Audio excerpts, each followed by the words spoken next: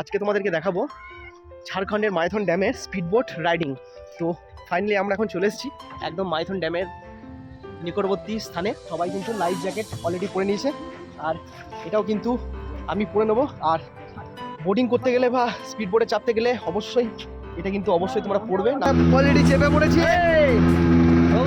ভালো করে ধরতে হবে আর সেফটি অবশ্যই ফার্স্ট করে।